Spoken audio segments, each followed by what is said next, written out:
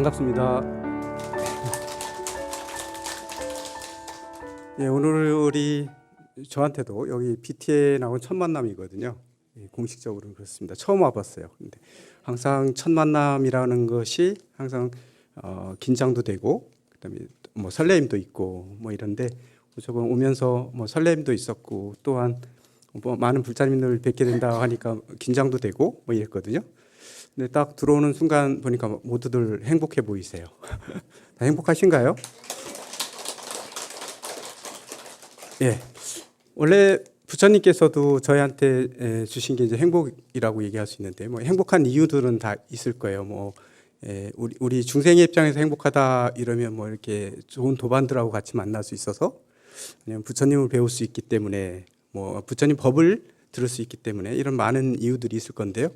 무조건 이런 소소한 행복들, 이런 행복들이 우리 중생들한테는 행복이지 않습니까?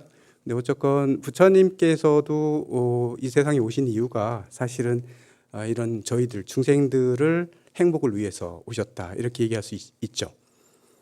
사실 불교는 행복의 종교다 이렇게 얘기할 수 있거든요.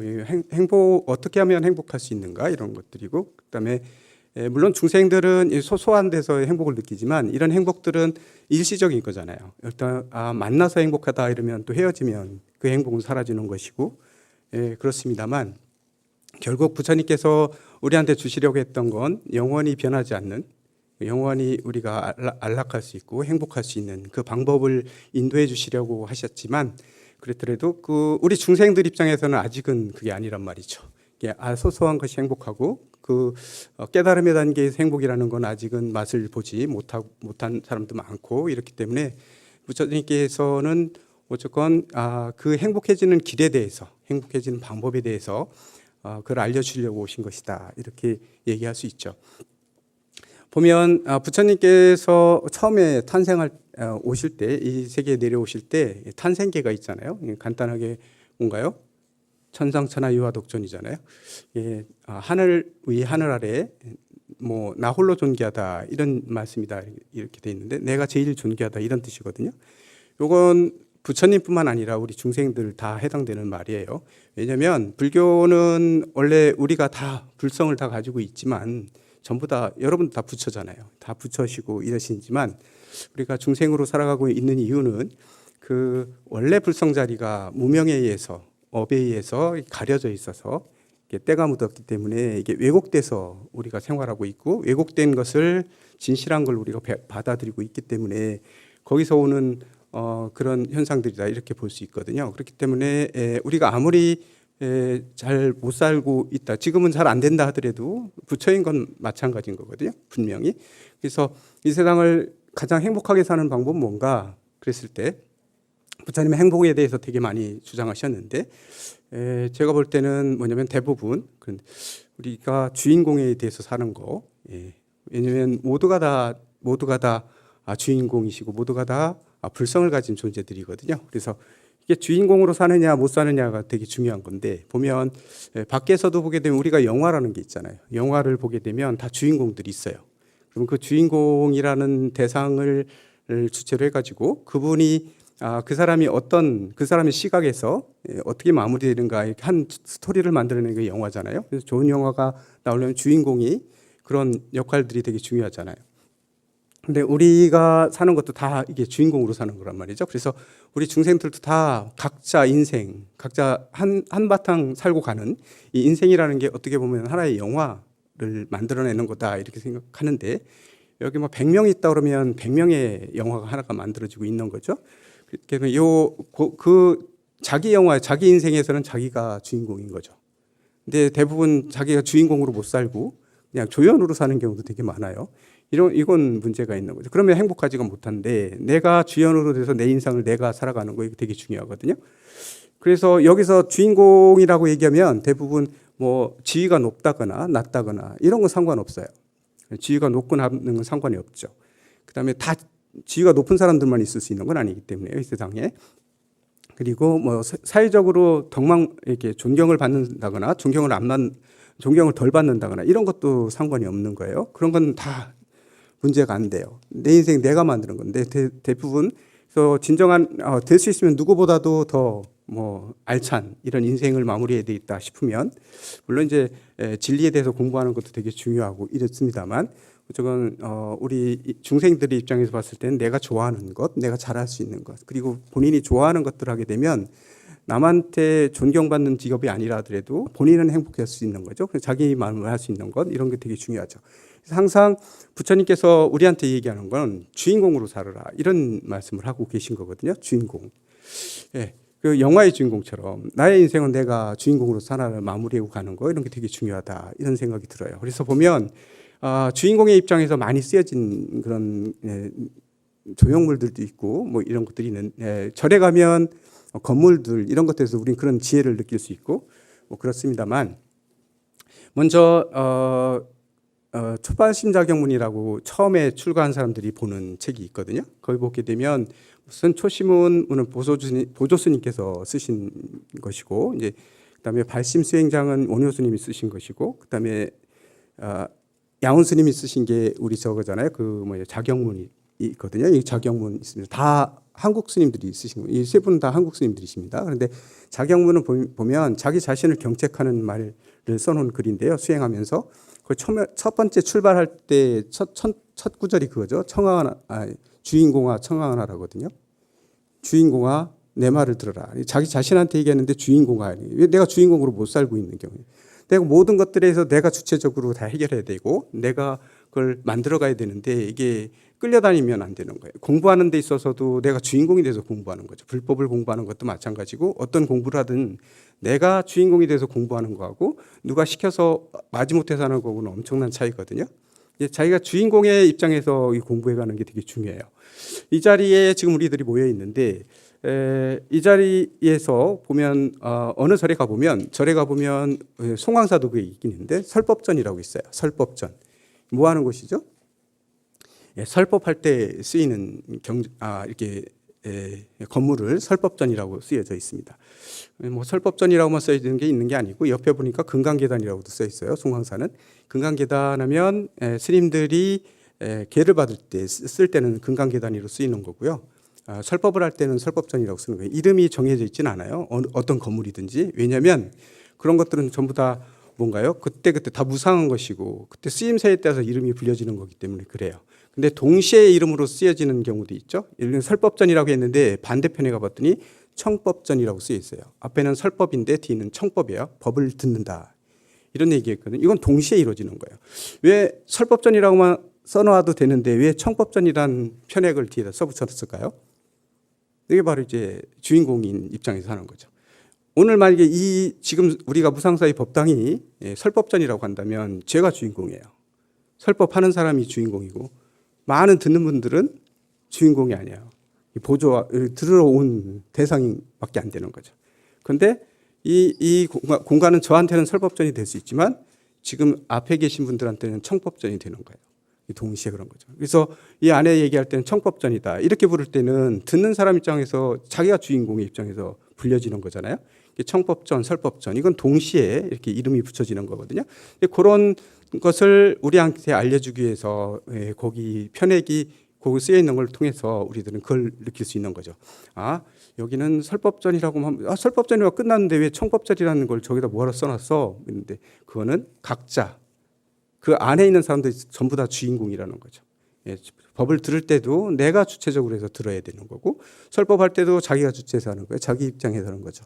이게 이런 것들이 바로 이제 불교에서 뭐로 주인공으로 살아라 하는 의미들을 대부분 가지고 있는 거죠. 그래서 나에 대한 자긍심 이런 것들을 아주 팽배하고 내에 대한 자신감 이런 것들이 팽배할 때 이게 모든 행동하는 데 있어서 자신감도 생기는 것이고 그런 속에서 내 생활하게 되면 저절로 행복해질 수밖에 없는 거죠.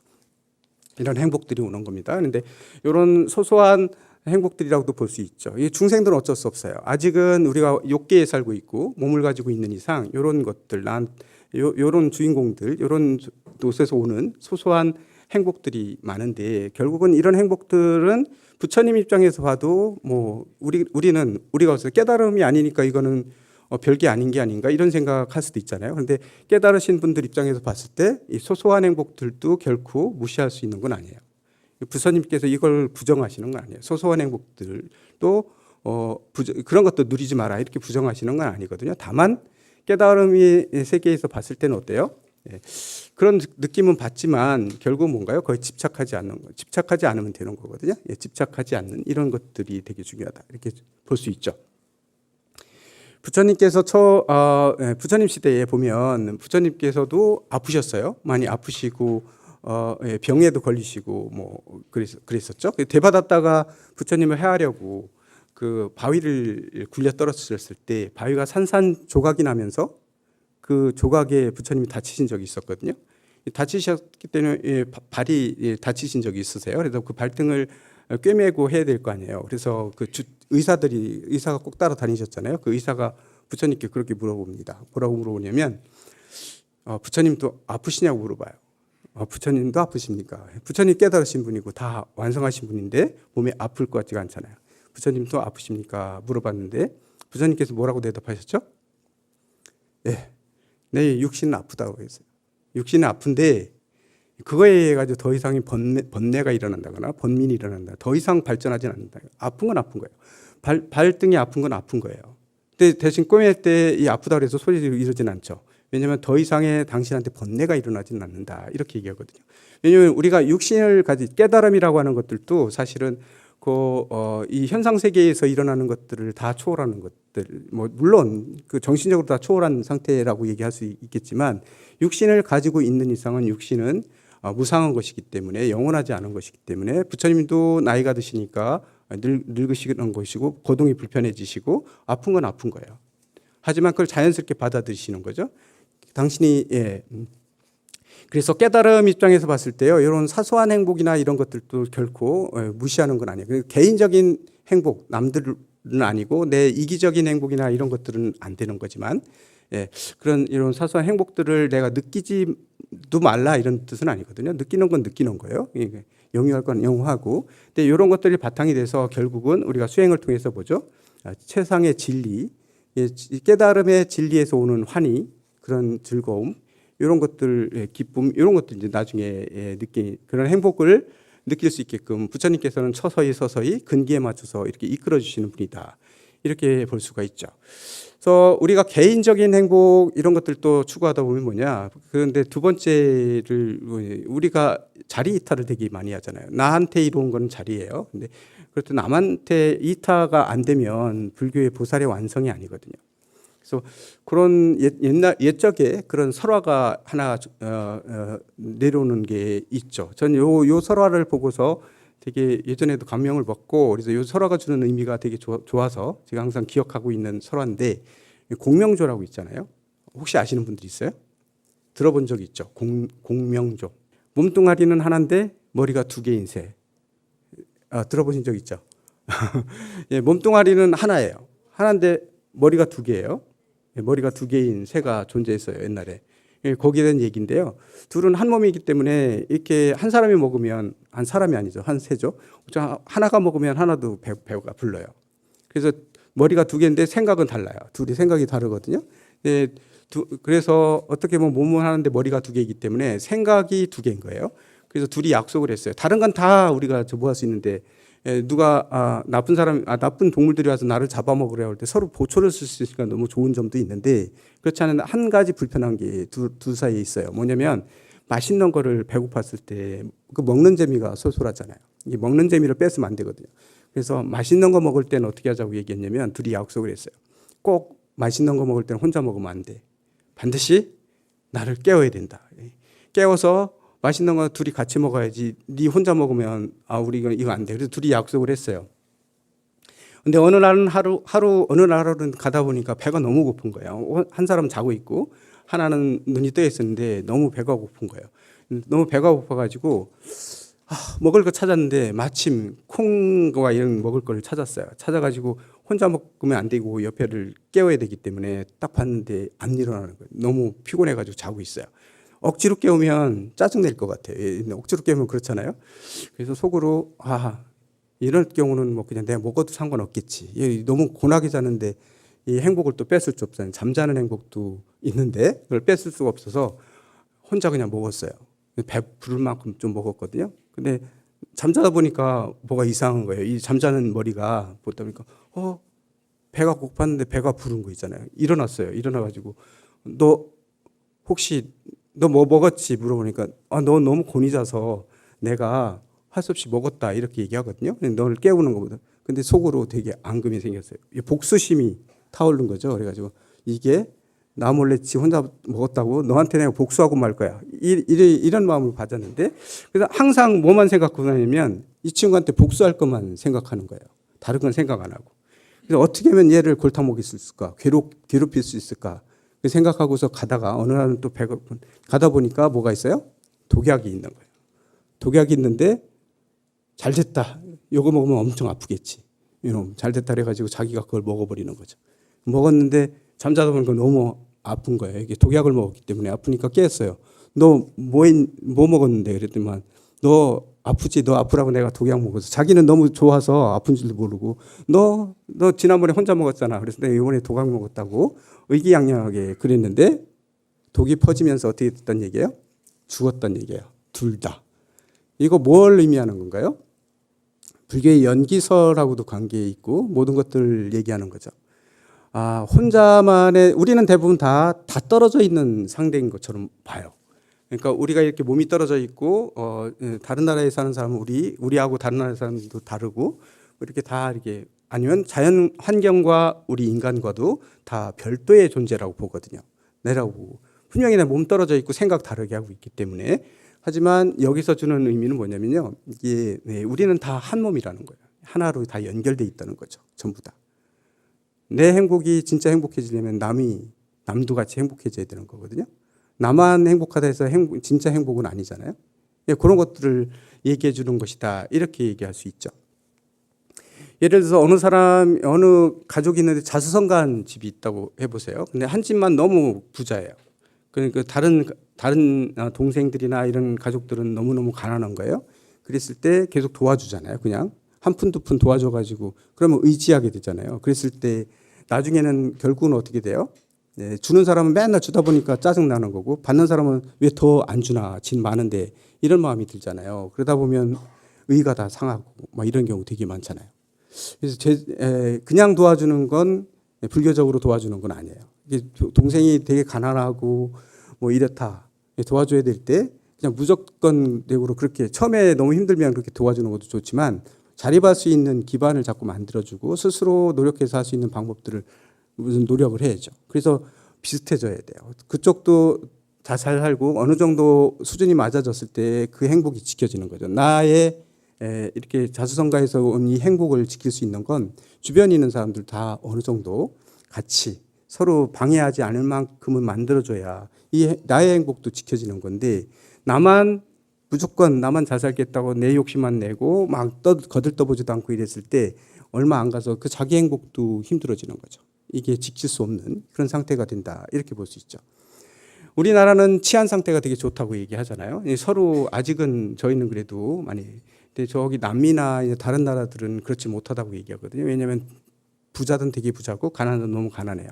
그럼 너무 가난한 사람들이 희망이 없어지면 어떻게 해요? 이게 돌변하는 겁니다. 나쁜 짓 하는 거 안 할 수가 없게 되는 거죠. 자기가 필요한 걸 내가 평생 노력해서 못 갖는다. 그러면 나쁜 짓을 하게끔 마음들이 인간의 욕망들은 그 크기 때문에 그런 식으로 이게 되는 거예요. 그러다 보니까 서로 불안해요. 잘 사는 가진 사람들도 불안하니까 자꾸 담을 자꾸 치고 어디 밖에 나갈 때도 이렇게 경호원 데리고 다녀야지 혼자는 못 다니는 이런 세상이 되면 본인의 행복이 행복한 게 아니잖아요. 진짜로 행복한 건. 그렇기 때문에 이게 서로 나누는 거, 서로 모두가 나눔의 정신, 모두가 다 같이 행복해지는 거, 이게 이제 부처님이 주신 그런 의미다 이렇게 볼 수 있는데요. 우리가 주인공으로 살아야 된다 이렇게 했을 때 이게 개인적으로는 볼 때 다 주인공으로 살고 주인공으로 살아야 되면서도 동시에 이게 모든 사람들이 다 행복해질 수 있는 이런 세계를 가져야만 된다 이런 얘기를 할 수 있는 거죠. 나만 행복하다 해서 모든 다른 사람 나만 많이 가지고 나만 행복해지면 행복할 것 같지만 이 행복은 지켜지는 게 아니다라는 것들을 이 공명조의 이야기에서 우리는 들을 수 있다 이렇게 볼 수 있죠.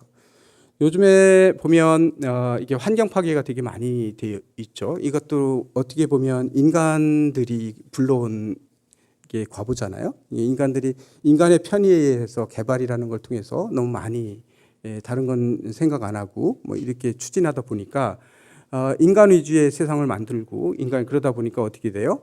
이러다 보니까 이게 인간들의 특화된 편하게 된 사회가 돼 있는데 다른 자연들은 다 파괴되고 이래진 거예요. 그러다 보니까 이게 결국은 돌아오는 게 인간한테 이게 과보로 돌아오잖아요. 지금 환경 오염 때문에 세계 환경이 바뀌고 기후가 바뀌다 보니까 지금 막 이 이상현상들이 되게 많이 일어나고 있잖아요. 결국은 이런 식으로 오래가지 않아서 인간이 살 수 없을 정도의 그런 환경으로 변할 거다. 이렇게 과학자들은 얘기하잖아요. 그래서 이거를 어떻게 하면 이미 늦었다고도 얘기를 해요. 뭐 이게 늦출 수밖에 없는 거기밖에 처치를 못한다. 이렇게 할 정도로 심각한 상태라고 얘기하는데 저희가 느끼는 것도 마찬가지죠. 저 어렸을 때 느낀 거하고 지금 전혀 다르잖아요. 환경이.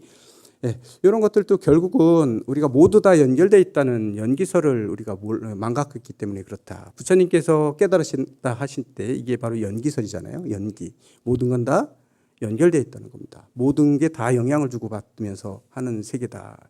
이게 부처님께서 깨달으신 바고 그렇잖아요. 이걸 망각하면 안 되는 거죠. 내가 물론 모두가 다 주인공이 돼서 살되 이게 모두가 다 어울려서 살 수 있는 이것을 얘기하고 있는 게 부처님 말씀이고 부처님 가르침이다. 이렇게 볼 수 있다는 얘기예요. 그렇다고 해가지고 저희가 그냥 무턱대고 지금 환경이 이렇게 파괴됐으니까 어떻게 하나 그냥 자포자기하고 있을 수는 없어요. 그리고 이 지구를 떠나서 다른 환경을 찾아서 저희가 갈 수 있는 방법도 있겠지만 그런 거 찾는 것도 만만치가 않죠. 그렇기 때문에 이걸 떠나서 따로 있는 것들이 아니기 때문에 그래서 바로 이 환경이 파괴된 이 자리에서 우리가 할 일들은 다시 이 자리에서 찾아야 될 수밖에 없는 거죠. 그래서 예전에 우리 그 고려 시대 때요. 고려 시대 때 송광사에 지금 현재의 송광사가 있게 만들었던 어른 스님 하면 보조 스님을 빼놓을 수가 없거든요. 송광사 하면 보조 스님 빼고는 얘기 못 해요.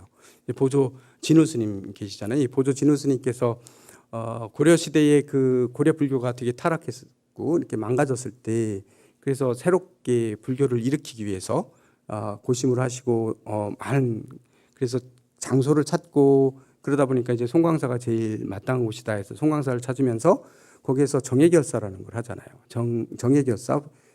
우린 초기로 원래의 부처님 가르침 그 상태로 돌아가서 부처님 식으로 우리가 똑같이 그런 삶을 살아야 되겠다. 이렇게 실천해 보자라고 해가지고 뜻 있는 납자들을 모아서 이게 결사를 했던 거예요. 그래서 그동안에 타락했던 것들 다 이렇게 조부해 버리고 다시 새롭게 부처님 근본 자리에서 부처님 가르침에 따라서 수행을 해나가기로 해서 결사를 내서 이렇게 같이 하셨던 그게 정예결사다 이렇게 얘기하는데 이 정예결사문에 그런 얘기가 나와요. 뭐죠?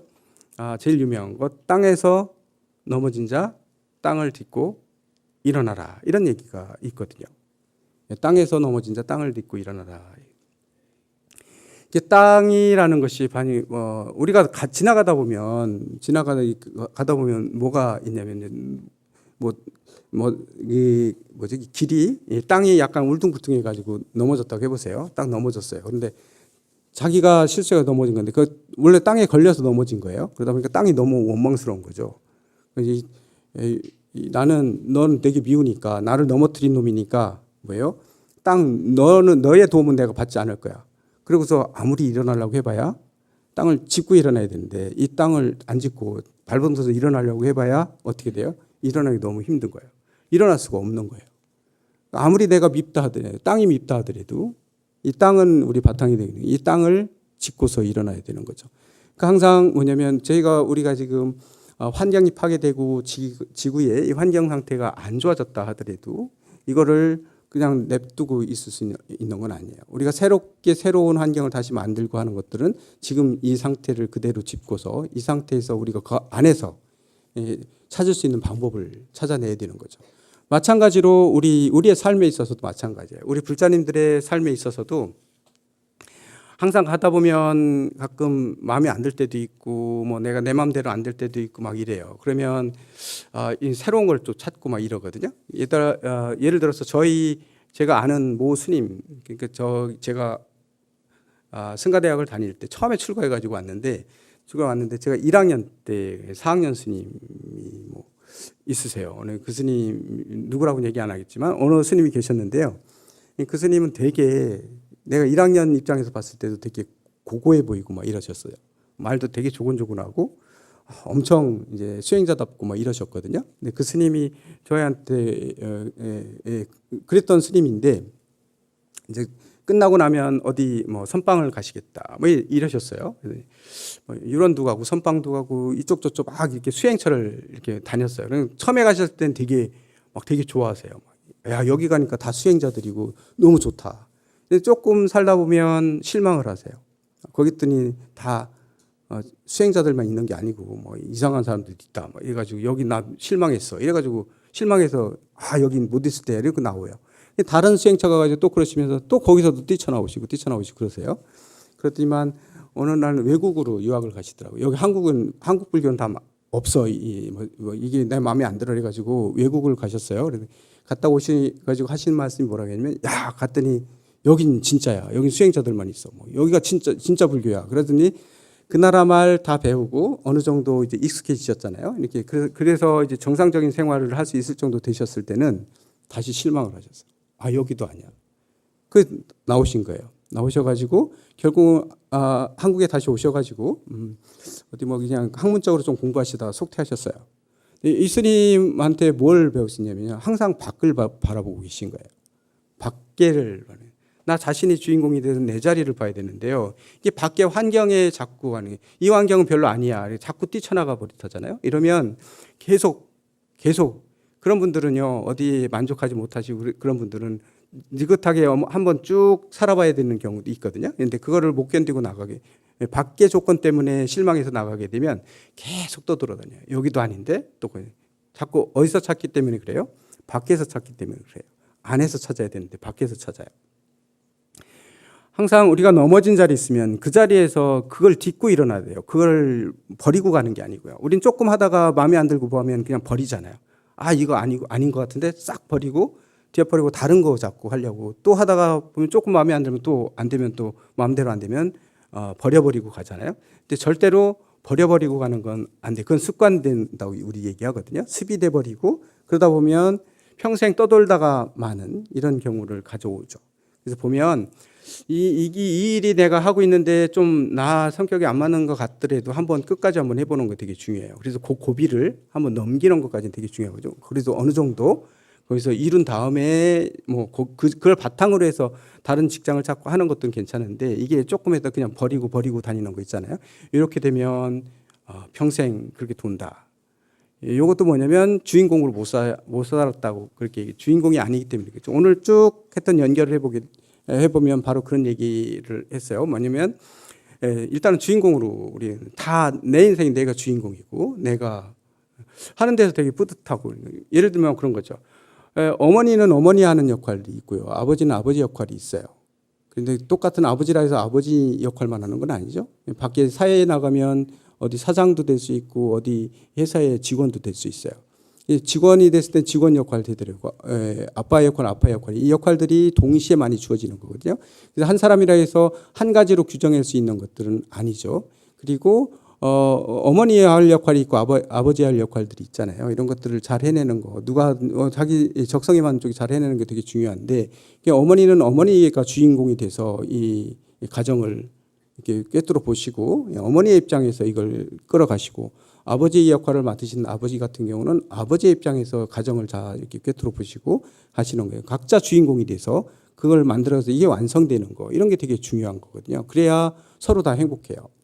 예를 들면 뭐 남편 쪽에만 다 초점이 맞춰져 있다. 이루고 나니까 이거 행복은 다 남편 행복밖에 없고 나는 없다. 이런 것도 말이 안 되는 거고요.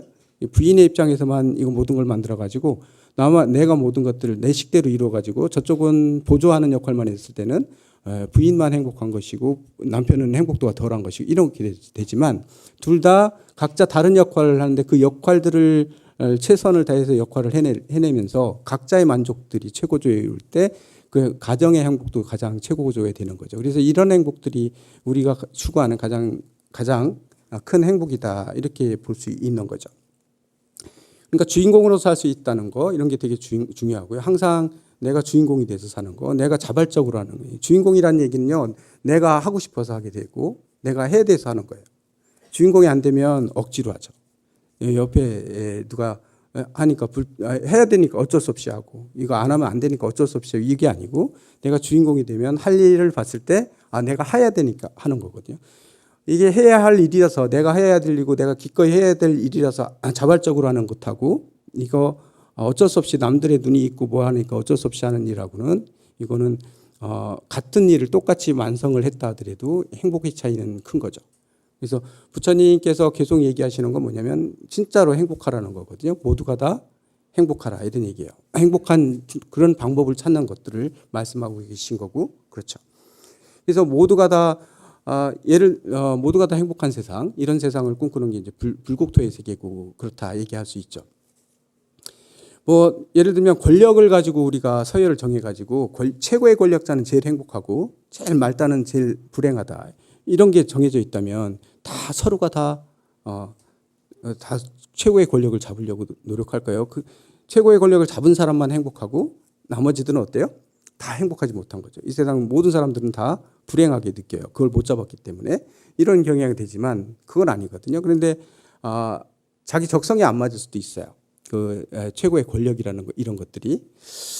예전에 어느 스님이 저희 처음에 출가했을 때 있잖아요. 처음에 출가해가지고 행자 생활할 때 저희 예전에 아까도 얘기했지만 예전에는 출가자들이 좀 많았어요. 그래가지고 저희 도반들이 좀 많은데, 그 도반이 그런 거 저는 믿지는 않지만 뭐 이런 것들 뭐 이렇게 뭐 보는 거 있잖아요. 이런 게 보는 걸 믿지는 않지만 그 스님이 그런 얘기를 했었어요. 스님은 뭐 나중에 그런 지위가 있는 이런 건 하지 마라. 나한테 그래요.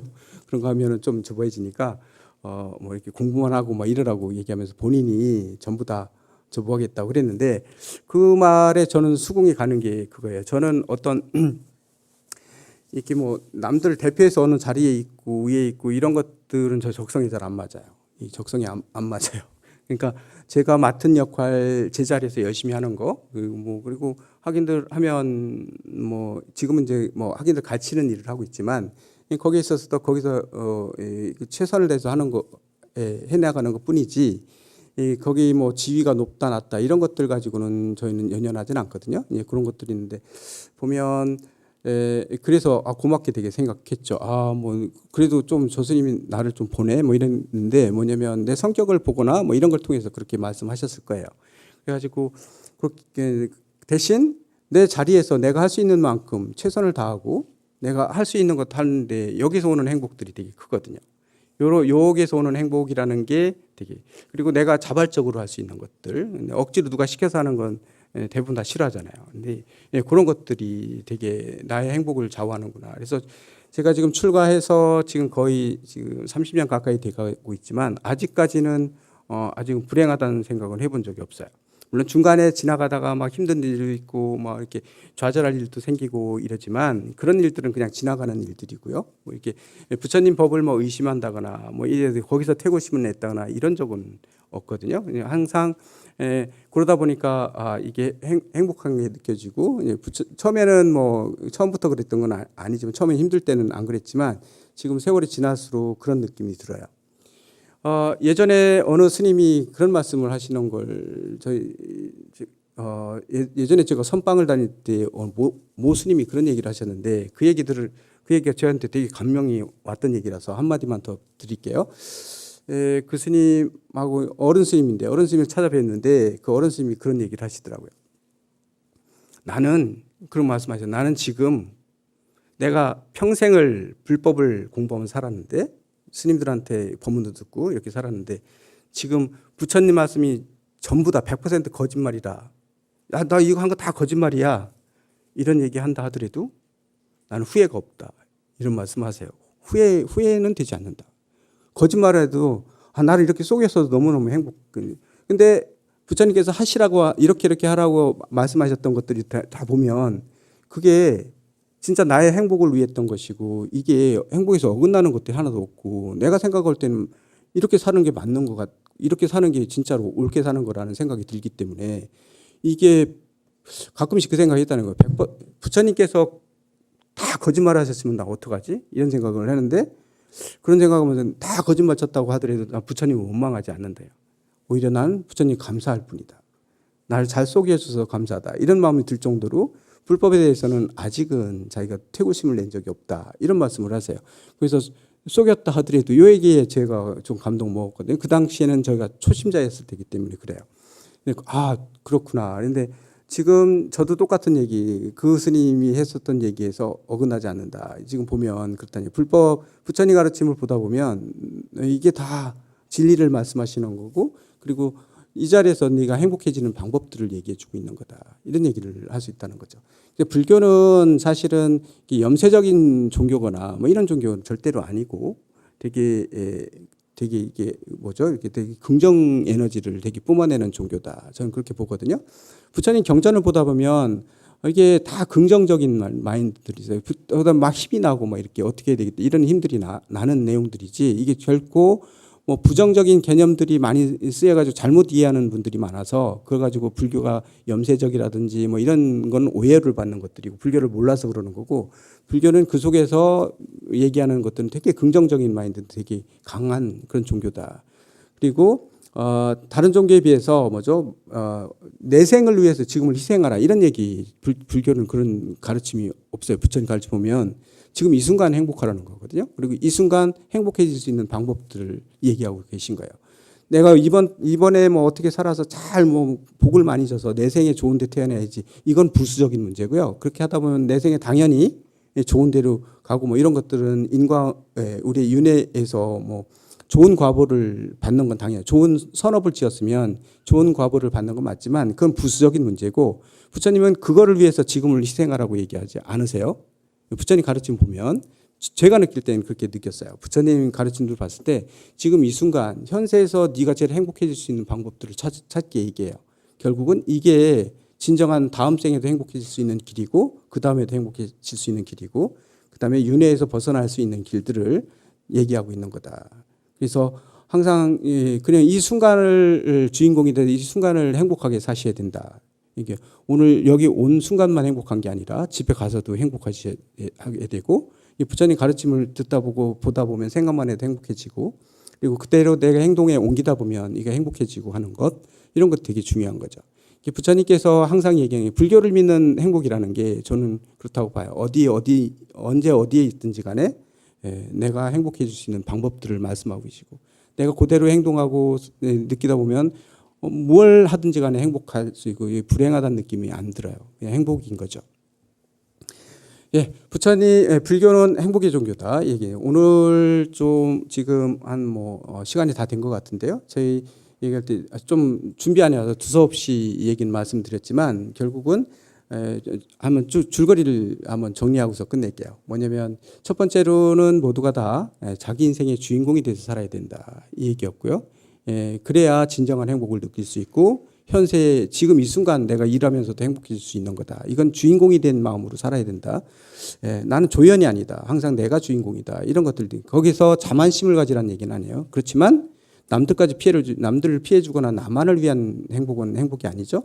결국은 공명조의 얘기에서 우리 모두는 다 연기적으로 연결되어 있다. 내 행복이 지켜지려면 주변 사람들도 같이 행복해져야 되고, 우리가 행복해지려면 모든 사람들이 행복해져야 되고, 다른 나라까지 행복해져야 우리나라만 행복한 게 아니라 다른 나라들도 행복해져야 우리의 행복도 지킬 수 있다. 라는 것들을 말씀하고 계신 거고요. 아무리 지금 현 상태가 안 좋은 상태까지 오고 내가 잘 못 살아와서 지금 상황이 그렇게 안 좋고 지금 그렇다 불만족스럽다 하더라도 이거를 버리고는 다른 걸 찾을 수는 없다. 내가 지금 살아왔던 토대를 버릴 수는 없어요. 그 자리를 그대로 바탕으로 해서 거기서 다시 반성하고 다시 새로운 방법 찾고 하는데 항상 나의 지금 처해 있는 이 토대를 버리지 말아야 된다. 그 자리에서 해법을 찾아야 된다는 거죠. 항상 문제점의 해법은 그 문제 안에 다 있다. 해답은 문제 안에 다 들어있다. 우리는 이렇게 볼 수 있어요. 그래서 어떤 문제가 벌어졌을 때 그거를 회피하고 버려버리고 다시 딴 데서 찾으려고 하면 절대로 찾을 수 없다. 그 자리에서 그 문제 속에서 집중하고 거기에서 계속 집중하고 보다 보면 거기에서 해결책들이 나오고 그걸 바탕으로 해서 해결을 하셔야 된다. 그래서 부처님 가르침은 결국은 모두가 다 행복한 세상, 모두가 다 지금 이 순간 행복해지기를 원하는 원하는 말씀드리시고 부처님 그것을 꿈꾸신 것이다. 이런 얘기를 마무리하면서 오늘 또 내일 또 시간이 가면 갈수록 더욱더 행복해지시고 행복이 가득한 삶을 영위하실 수 있기를 바랍니다. 그러다 보면 당연히 부처님 되실 날이 가까워질 거라 이렇게 생각됩니다. 모두 다 성불하십시오. 예, 끝내겠습니다.